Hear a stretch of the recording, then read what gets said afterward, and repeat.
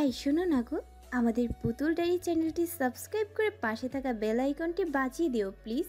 আর গল্পটি ভালো লাগলে অবশ্যই লাইক কমেন্ট করে শেয়ার করে দিও। ধন্যবাদ।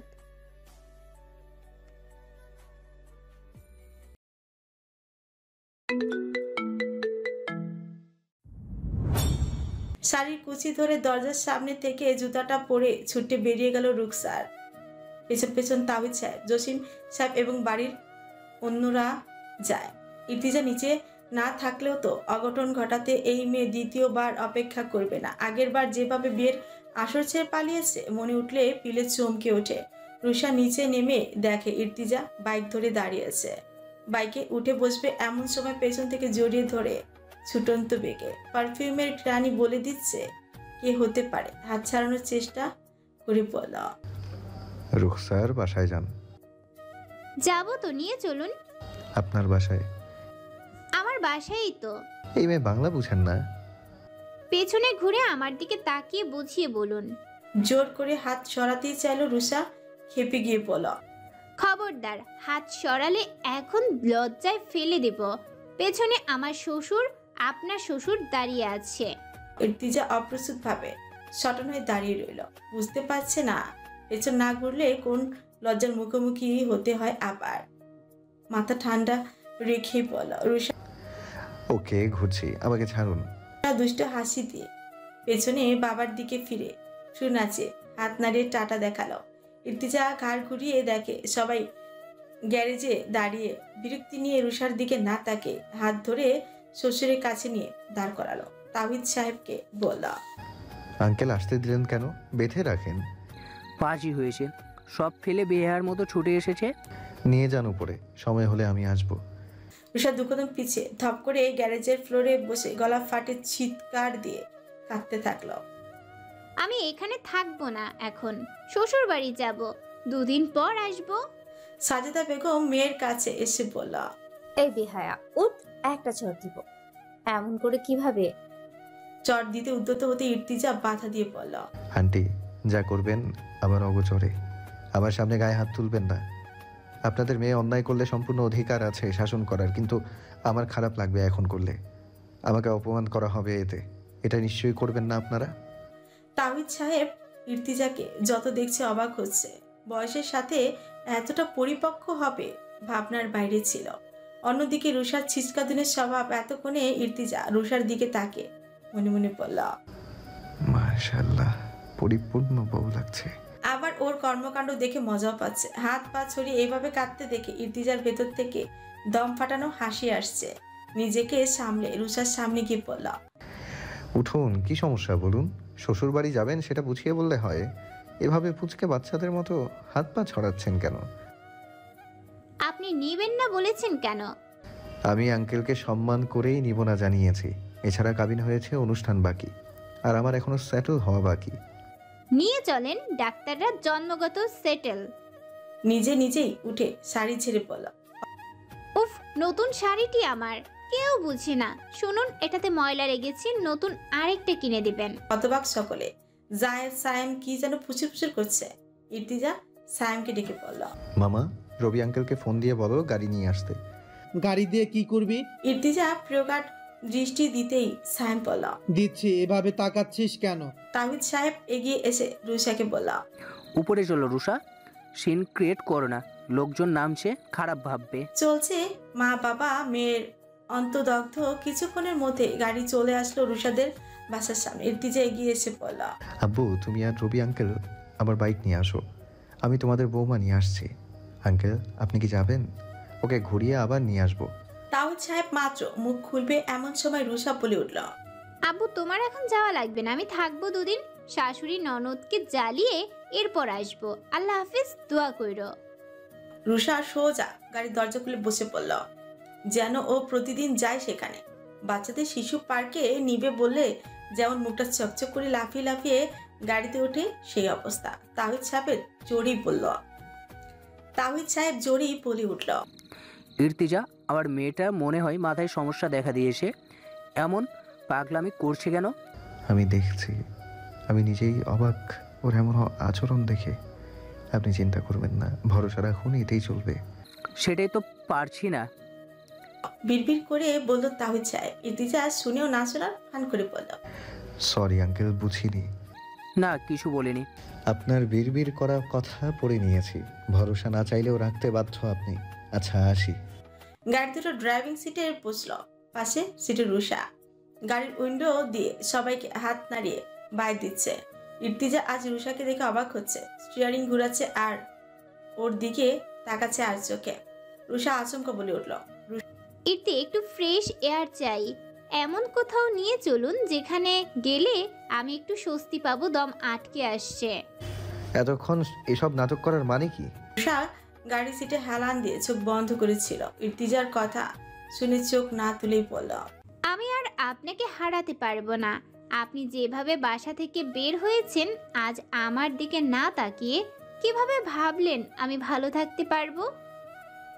ইর্তিজা নীরব। রুষা পুনরায় বলল, আমি শান্ত থাকতে চাই, নিজেকে সামলাই। আমার কি কোনো ভালো গুণ নেই? এভাবে ফেলে আসতে পারলেন কি করে? আব্বুর চরটাও এত জোরে লাগেনি যতটা লেগেছে আপনি আমার মুখ দেখবেন না বলাতে। দেখতে কি খুব খারাপ আমি? ইর্তিজা বরাবরের মতো এবারও নিশ্চয়। রুষা খেপে গিয়ে বলে উঠল, কিছু বলছেন না কেন? কি বলবো? কিছু বলার নেই? হট লাগছে।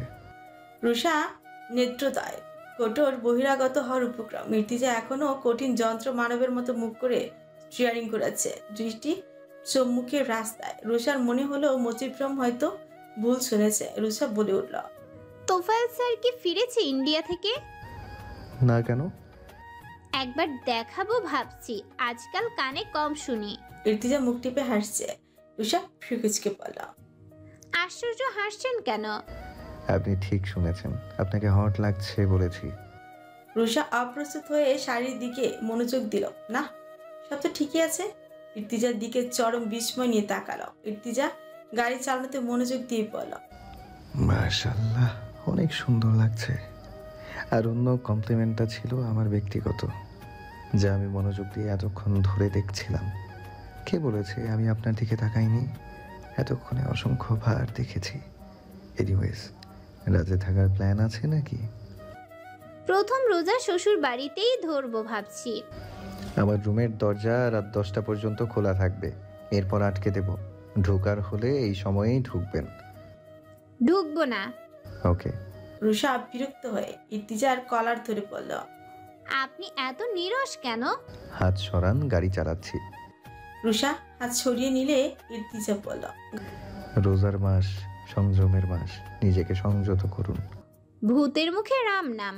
গাড়ি থামালো সরাসরি ইর্তিজার বাসার সামনে।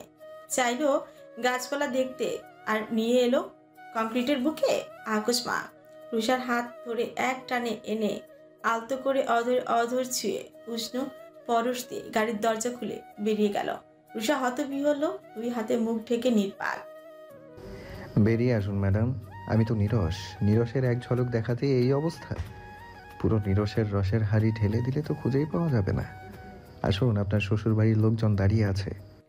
রুষা মাথায় ঘোমটা তুলে ধীর পায়ে গাড়ি থেকে নামলো। লজ্জায় মাথা নত। এই প্রথম এমন স্পর্শ কায়া ঝাঁকি দিয়ে উঠেছে। বুকের বাম পাশটায় ধুকপুকানি এখনো কমেনি বললেই চলে। ইর্তিজাদের ফ্ল্যাটের সামনে যেতেই নীলা জড়ি দাঁড়িয়ে আছে নতুন বউ বরণ করতে। দুজনই মিটপিটিয়ে হাসছে। ইশরা, ম্যাসেন্টা, রুষা আর পরি খেলছে। পরি তো দু হাত নাচিয়ে নাচিয়ে দুষ্টুমি করছে। দেখতে দেখতে পরির বয়সও আজ 3 পেরিয়ে 4। ম্যাজেন্টা আর পরি ছুটে বেড়াচ্ছে। ইশরা রুষাকে পেয়ে রাজ্যের গল্প জুড়ে দিয়েছে। দরজা কর্নারের আওয়াজ পেয়ে সবাই সেই দিকেই তাকিয়ে দেখে ইর্তিজা দরজার সামনে দাঁড়িয়ে আছে। ভারী গলায় বলল, ইশরা, আমার রুমে আয়। ইশরা মাথা নেড়ে সম্মতি জানাতে ইর্তিজা পুনরায় ফিরে গেল। ইশরা মজা করে বলল, দেখে আসি তোমার স্বামী কি বাসর সাজাতে ডাকলো কিনা। রুষা ভেঙচিয়ে বলল, তোর ভাই আর বাসর? এভাবে বলছো কেন? আমার ভাইয়ের কি এই জীবনে বাসর হবে না? এবার নীলা এসে বলল, ঈশা, ইর্তি তোকে ডাকছে আবার, জানা মা। ইশরা এবার ছুটে গেল। জরি, রুষা আর নীলা রান্নাঘরে কাজ করছে। রুষা দাঁড়িয়ে দাঁড়িয়ে দেখছে। জরি এর মাঝে বলে উঠল, আমার বিয়ের পর তো তোমাকে আর হাসতেই দেখলাম না তেমন। হাপার কাছে তোমার কত গল্প শুনি। মামি, আপনার ভাইগনার সাথে আমার যে বিশ্বযুদ্ধ চলছিল সে ব্যাপারে তো জানেন তাই না? তাই আর আসিনি আর কি। এর মধ্যে প্রথম দিকে তো পালিয়েও গিয়েছিলাম। নীলা আর জরি হাসছে। নীলা গরুর মাংস, তেল, নুন, মশলা, পেঁয়াজ দিয়ে বলল, গরু তো তোর পছন্দের, তাই না রুষা? হ্যাঁ আন্টি, থুকু আম্মা যান। নীলা গাল ভরে হাসি নিয়ে বলে, জানিস জরি, এমন একটা দুরন্ত স্বভাবের মেয়ে হোক আমার খুবই ইচ্ছে ছিল। ইর্তি আর ইশরাকে দেখ, দুইটাই কেমন যেন আপন সঙ্গ পছন্দ করে। বড় হতে হতে ইর্তি হয়ে গেল গম্ভীর মুডি, আর ইশরা তো সারা জীবনের বোকা। রুষা যখন বাসায় আসতো মন থেকে চাইতাম এমন একটা রাজকন্যা যেন ছেলের বউয়ের বেশে মেয়ে রূপে আসে। দেখেছিস সৃষ্টিকর্তার খেলা? আমার নিরস গোমরা মুখ নাকি তেজ দেখিয়ে বিয়ে করে নিয়ে এসেছে। এখন থেকে কি করলো জানা লাগবে না, তুই আমি আর রুষা মিলে জম্পেশ আড্ডা দিব। জরি মুখে চমৎকার হাসি রেখে বলে, আমারও আফসোস ছিল, তোমার মতন বোনের সায়েমকে হিংসে করতাম, কিন্তু এখন সায়েম করে আমাকে। তুমি আমাকে এত আদর করো দেখে। জরি একটা করে শশা কাটছে, রুষা একটা করে মুখে দিয়ে হাসছে। এবার কথার মাঝেই বলল, তোমাদের ছেলে কি থ্রেড দিয়েছে জানো? জরি নীলা দুজনই ফিরকুচকে বলল, কি বলেছে ও নাকি রুমের দরজা 10টা অবধি খোলা রাখবে, এরপর লাগিয়ে দিবে। আমার বইয়েই গেছে ও রুমে যেতে। এই বাড়িতে রুমের অভাব আছে নাকি? নীলা লজ্জা পেয়ে মুখ ঢেকে নিজের কাছেই মন দিল। জরি বলে উঠল, ঠিকই তো বলেছে, সাহারের সময় উঠতে হবে না, একটু আগে ঘুমালেই তো ভালো। কত বুঝছো তুমি মামি? আসলে ও আমাকে ইনডিরেক্টলি অপমান করছে, মানে বুঝিয়েছে তোকে আমার রুমে ঢুকতে দিব না। আসছে কোনো বেহায়ার মতো। নীলা মেকি রাগ দেখিয়ে বলে, কত বড় সাহস, ওকে রুম থেকে বের করে দিব। দেখি আমার মেয়েকে কিভাবে ও ঢুকতে না দেয়। ঘড়িতে এখন 9টা 45। সকলের খাবার আরো আধ ঘন্টা আগে শেষ। এখন সাহারির জন্য আয়োজন চলছে। গল্প করতে করতে জরি বলল, রুষা যেহেতু ইর্তি বলেছে যাও, আজকে ওর কথাটা শোনো। 10টায় যাও, হয়তো গুরুত্বপূর্ণ কিছু বলবে। ধকল তো যায়নি তোমাদের উপর দিয়ে। রুষা ভাবলো, ঠিকই তো, হয়তো কিছু নিয়ে আলোচনা করবে। নীলাও সহমত। রুষা পা টিপে টিপে রান্নাঘর থেকে বের হয়ে সোজা ইর্তিজার রুমের কাছে গিয়ে দাঁড়ায়। ভেতরে গম গম আওয়াজ শোনা যাচ্ছে। কারেক্ট 10টা বাজতেই রুমের দরজা খুলে গেল। ঈশা কেমন যেন মুখ করে রেখেছে। ওর চেহারা দেখে রুষা আঁতকে উঠেছে। মেয়েটা কি কাঁদলো? হতেও পারে, এই জাদ্রেলটা সবার উপরই হুকুম চালায়। ইর্তিজা দরজার সামনে এসে বলল, কি চাই? 10টা বাজে, তো ভেতরে যাব। ও ইর্তিজা দরজার সামনে থেকে সরে রুষাকে জায়গা করে দিল। রুষা রুমের ভেতর ঢুকে রিডিং টেবিলের পাশে রাখা চেয়ারে বসলো। ইর্তিজা রুমটা ভালো করে পরখ করছে। একটুও পরিবর্তন হয়নি, আগে যেমন ছিল ঠিক তেমনই আছে। পরের টেবিলটাও আগের মতো। টেবিলে এখনো স্টিকারটি লাগানোই আছে, যা রুষা ছোট থাকতেই ঝগড়া করে লাগিয়ে দিয়েছিল। আলমারির ফ্রন্ট ডোরে খোদাই করে লেখা ইর্তি ফজা। বই বাঁধার সুই দিয়ে খুঁচিয়ে খুঁচিয়ে লিখেছিল রাগ হওয়াতে। এই লেখার জন্য মারও খেয়েছিল মায়ের কাছে। সাজেদা সেদিন কষে 2টা থাপ্পড় দিয়েছিল। সেই থাপ্পড়ের জন্য জ্বর এসেছিল। ইর্তিজার সাথে রাগ করে কথা বলেনি দুদিন। এরপর ইর্তিজা এক বক্স চকলেট নিয়ে দেখা করতে গিয়েছিল রুষার সাথে। ধ্যান কাটলে আমাকে চেয়ারটা দিন, ডেস্কটপে কাজ আছে, শুতে যাব, আপনি খাটে বসুন। সরি। রুষা থাপ করে উঠে দাঁড়ায়। ইর্তিজা মৃদু হেসে ওকে খাটে বসার ইশারা দিয়ে চেয়ার নিয়ে নিজে ওর মুখোমুখি বসে বলল, সেট। রুষা বসলো ঠিকই। শরীরে অস্বস্তিজনক অনুভূতি পাচ্ছে। রুমটাকে কেমন যেন সহ্য হচ্ছে না। সামনে বসে থাকা ইর্তিকেও অপরিচিত মনে হচ্ছে। একবার এই দিক তো অন্যবার ওই দিক ফিরছে, যেন কিছু একটা খুঁজে বেড়াচ্ছে, কিন্তু পাচ্ছেই না। ইর্তিজা আরো কাছে এসে বলল। বিজি। কি হয়েছে? রুষা মাথা নামিয়ে কিদি দিল। ইর্তিজা বিস্মিত হয়নি, চমকেও যায়নি, বরং রুষাকে বুকে জড়িয়ে ধরে বলল। শ্, কি হয়েছে? রুষার মুখ দিয়ে কথা বের না হওয়াতে বলল। রুখসার, ভয় পাচ্ছেন? থুতনি ধরে মুখ তুলে আঁচলায় নিল, দু চোখের পানি মুছে দিল, কপালে অধর ছোঁয়ালো, পুনরায় বুকে জড়িয়ে ধরলো যেন খাঁচার পাখি উড়ে না যায়। রুষার কান্নার আওয়াজ কানে এসে লাগছে। মেয়েটা কেন কাঁদছে ইর্তিজা জানে। সবগুলো জমানো কষ্ট হয়তো এখনই উপচে ঠেলে বেরিয়ে আসে মনের গহীন থেকে। এটাই হওয়ার ছিল, স্বাভাবিক একটি প্রক্রিয়া প্রকৃতির। রাত যত গভীর হয় মানুষের চাপা কষ্ট তত শক্তিশালী হয়ে দানর মতো আঘাত করছে, ছিন্ন ভিন্ন করে দেয় শরীরের বিশেষ মানবীয় অঙ্গ মনকে। রুষা নিজেকে ছাড়িয়ে বলল। আমি ঠিক আছি, আপনি কাজ করুন, আমি কোথায় শোবো? কোথায় শুতে চান? ইর্তিজা রুষাকে ছেড়ে পিসির সামনে বসলা। কি যেন টাইপ করছে আর অপেক্ষা করছে রুষার উত্তরে। রুষা ভাবুক ভঙ্গিতে বলল। রুম তো আপনার, আপনি যেখানে বলবেন। ইর্তিজা মৃদু হেসে বলে। মহান রব 50,000 বছর পূর্বে লিখে রেখেছেন এই রুমে কার কর্তৃত্ব ফলবে। সেখানে আমি ইর্তিজা কোনো কিছুই নই। এতদিন আপনার স্বামী যে খাটে ছিল সেই খাটেই শুবেন। অবশ্য যদি শেয়ার করতে সমস্যা হয় সেক্ষেত্রে রুমে সিঙ্গেল খাটের ব্যবস্থা করব। আমি তো আমার পুরনো খাটটাকে অসম্ভব ভালোবাসি। রুষা খাট থেকে উঠে দাঁড়ায়, দরজার কাছে গিয়ে বলে। সরি, বিরক্ত করলাম, দরজা লাগিয়ে দিন। ইশরার কাছে থাকতে পারবো আমি। ইর্তিজা চেয়ার ঘুরিয়ে রুষার দিকে তাকে ফিউ নাচিয়ে বলে। শিওর থাকতে পারবেন? ছলছল করছে রুষার চোখ, গাঢ় দৃষ্টি। ইর্তিজা ঘড়ির দিকে তাকিয়ে দেখে 11টা। পিসিটা বন্ধ করে চেয়ারটা ঠিক করে রেখে বারান্দায় দরজা মেলে দিল। মশা নিধনের ইলেকট্রিক যন্ত্রটার সুইচ অন করে দিল। দরজার কাছে গিয়ে রুমের বাতি নিভিয়ে সোজা রুষাকে কোলে তুলে নিল, খাটে শুইয়ে দিল, পাশে শুয়ে পড়ল। রুখসার, আজকে যেমন জেদ করে চলে আসলেন, আমার জীবনে এভাবে নিজের জেদ খাটিয়ে সব আদায় করতে হবে। আমি সব সময় নিজে থেকে নাও আগাতে পারি, এটা আমার অহংকার নয়, জন্মগত একটা বাজে বিশ্রী রকমের হীন স্বভাব। মাঝে মাঝে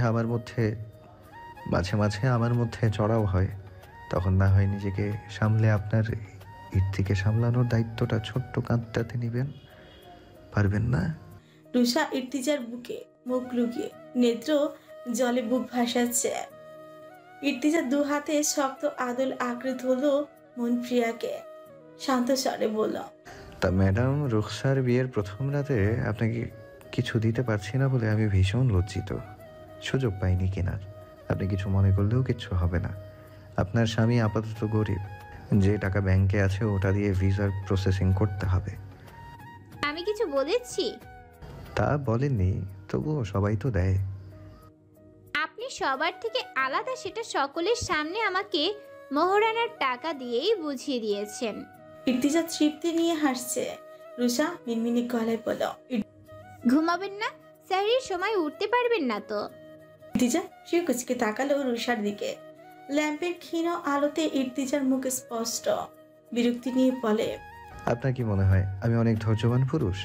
বউ পাশে আমার প্রথম রাত, আমি নাকি এখন ঘুমাবো? রাত 10টায় কি আমার বেলকুনির গাছের ঘাস কাটতে আসতে বলেছি? রুষা ধরপড় করে উঠে পরনের শাড়িটা ঠিক করে বলে।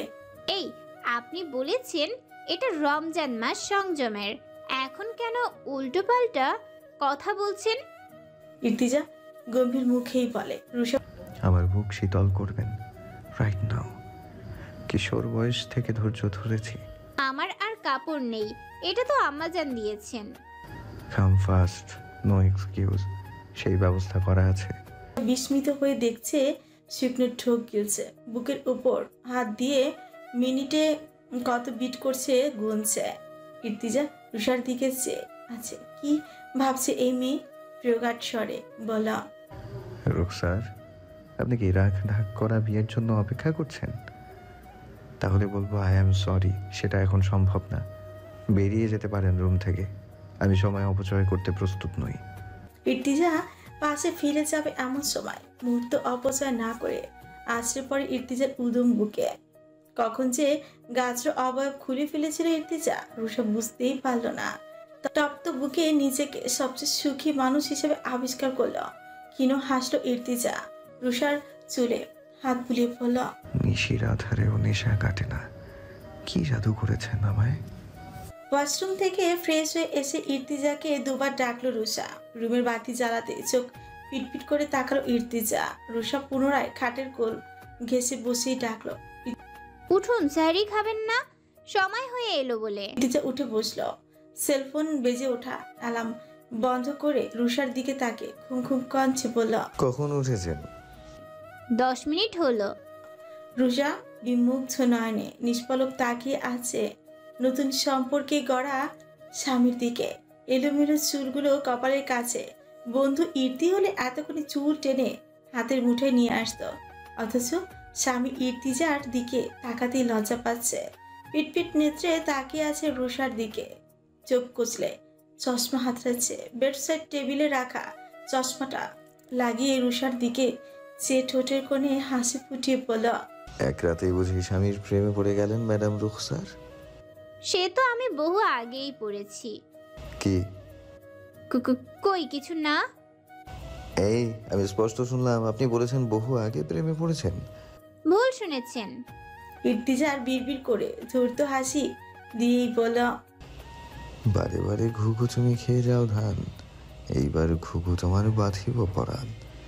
মেঝেতে গড়াগড়ি খাওয়া টি শার্টটা উঠাতে গেলে রুষা বাধা দিয়ে বলল, ওটা থাক, এটা নিন। আলমারিতে পেয়েছি, ফ্রেশ হয়ে আসুন। সবাই নিশ্চিত অপেক্ষা করছে হয়তো। এরপর মানে? বাকিটা বলুন, যে লজ্জায় হয়তো ডাকতে পারছে না আমাদের। রুষা মাথা নোয়ালো। ইর্তিজা রুষার দুগালে লাল আভা ফুটে ওঠা দেখল। লজ্জায় মেয়ে রক্তিম বর্ণ ধারণ করেছে। ইর্তিজা রুষার হাত থেকে টি শার্টটা নিয়ে গায়ে গলিয়ে মুখ ধুয়ে ফ্রেশ হয়ে আসলো। রুষা ইর্তিজার দিকে তাকে আবারও মুখ ঘুরিয়ে নিল। উচ্চবাচ্য করে সাজ রাতে বলা প্রতিটি কথা রুষার শরীরে কম্পন ঝাঁকিয়ে তুলেছিল। অধৈর্যমান পুরুষ শুনেই আটকে উঠেছিল রুষা। কিচ্ছু বলার সাহস করেনি ঠিকই, অথচ মানুষটা বুঝে নিয়েছিল রুষার মনের সবটুকু ভাবনা। বুকে জড়িয়ে ধরে অভয় দিয়েই বলল, রুখসার, এত অপ্রস্তুত হবেন না। আপনি আমাকে মাত্রাতিরিক্ত ভয় পান, এটা তো কাম্য নয়। আমি অধৈর্য, তার মানে এই না যে কাপুরুষ। আপনাকে মারাত্মক অস্থির বেসামাল ঘায়েল করা রূপটা আমি সময় হলে দেখাবো, এবং সেটা আপনার জন্যই তুলে রাখা। আজ রাতে শুধু বক্ষ বন্ধনে আবদ্ধ আপনাকে চাই, এর বেশি কিছু নয়। যেখানে আপনি আমার বৈধ স্ত্রী, সেখানে জোর করব কেন আপনাকে? আমার স্পর্শ আপনার কি অপছন্দ জান? রুষা নিশ্চুপ। এই ইর্তিজা অসভ্য নয়, কল্পনার চেয়েও রোম্যান্টিক। কি সুন্দর করে ডাকলো জান। কর্ণকুহরে বারবার বেজেই যাচ্ছে এই শব্দটা। রুষার জন্য ব্যবহার করা প্রথম রোমাঞ্চকর শব্দ জান। কেমন কথা দিয়ে বুকের মধ্যে মাতাল হাওয়া বইয়ে দিচ্ছে।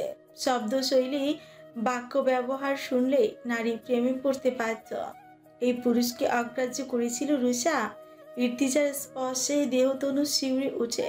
কি করে অপছন্দ হবে? কিন্তু সেই কথা কি আর প্রকাশিতব্য? রুষা প্রশ্ন ছুঁল, সাহেব, এত সুন্দর করে কথা আর কাকে কাকে শুনিয়েছেন? ইর্তিজা মুচকি হেসে, আমার ম্যাডাম রুখসারই প্রথম এবং তিনিই শেষ। আমি কিন্তু প্রশ্ন করেছি। বলল। রুষা দুনমুনো করে মিনমিনে গলায় বলল, একান্ত পুরুষের স্পর্শ অপছন্দ হয় কি করে? একটুখানি না হয় ঘাবড়ে গিয়েছিলাম আপনার কথা শুনে, কিন্তু এভাবে কেন বললেন? আপনি হয়তো জানেন না ইর্তিজা, আমি আমার ভাগ্য এবং মহান আল্লাহর কাছে কৃতজ্ঞ আপনাকে পেয়ে। ইর্তিজা একটু শব্দ করে হেসে দিল। রুষা লজ্জায় মুখ লুকালো। ভাবনা থেকে বের হলো চেয়ার টানার আওয়াজ শুনে।